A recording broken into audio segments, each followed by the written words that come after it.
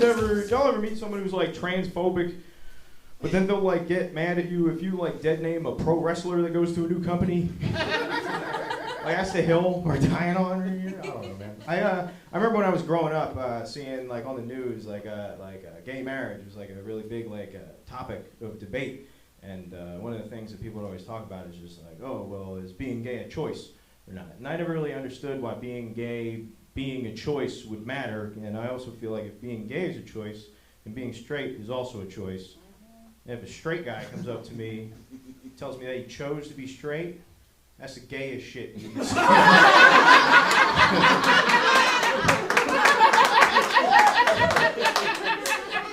It's like I just made the right choice. Despite all these handsome, young, swole men, you know, did what was right for my family. Gay people, gay guys, you know about this? You heard of it? Yeah. They're better at sex than the rest of us. You know about that? You know about this? No? All right. Well, the way I know that is because you don't see the same level of like sexual frustration in gay guys that you see in straight guys. Especially like online, like you go online right now, all sorts of pockets of the internet, like pissed off straight guys, kind of like taking that out on women, kind of mad they're not really getting any, saying things like, "Oh yeah, the G-spot female orgasm, it's not real." You know? We checked everywhere. You got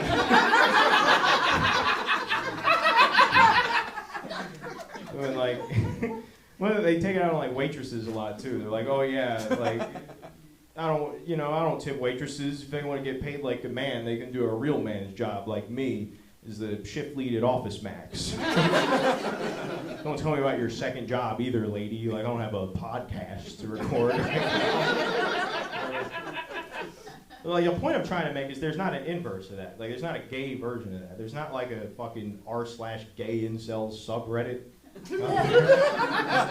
Or just like pissed off gay dudes swinging on each other, like doing fucking Joker paint makeup tutorials and all that. Using the same talking points like, oh yeah, the prostate, it's not real. We checked everywhere, you know. I remember when Donald Trump. No, remember when Trump got shot, right? That was a thing. People are still like not sure whether that was like a made up or like a setup or something. I don't know. I think it was a setup, and I think a lot of people agree with me on that. But I think people agree with me for like the wrong reasons. And I think like because I can sense like attention-seeking behavior like that from like a mile away. And I think Trump staged his own assassination attempt because he's emo. I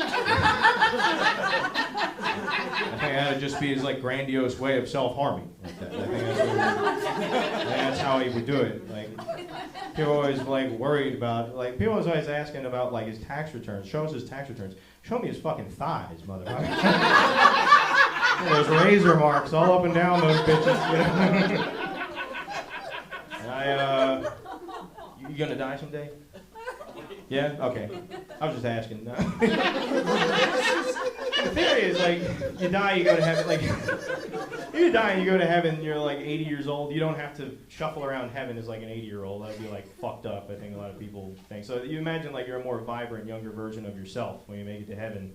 Which is like nice to think about, but like, I just feel like if I made it to heaven and I was in that situation, I would just have a couple of like hang-ups or whatever. Because like one of my best friends, he died when he was like 16, which I sadly know. But like if I go to heaven and I'm reunited with him, is like 24-year-old version of himself that's like never existed. I gotta see like the yassified version of him. Like chiseled abs or something. I don't know. I'd be happy for him, but I don't want to get sent to hell because the first thing I say to God is like, "Yo, Paul is like, what were you doing there? Like, what was it was just your imagination that did that?" All right. Like, I don't know. It's funny because like we now know what everybody has ever looked like ever, basically. But there were guys who were like dying and going to heaven in like the 1300s in like rural Scotland who never left the cottage. They go up to heaven and they see like giggling Korean schoolgirls. That's gotta be a fucking frame shift right there. Like, there are guys like hundreds of years. They were like fighting and dying in the Crusades.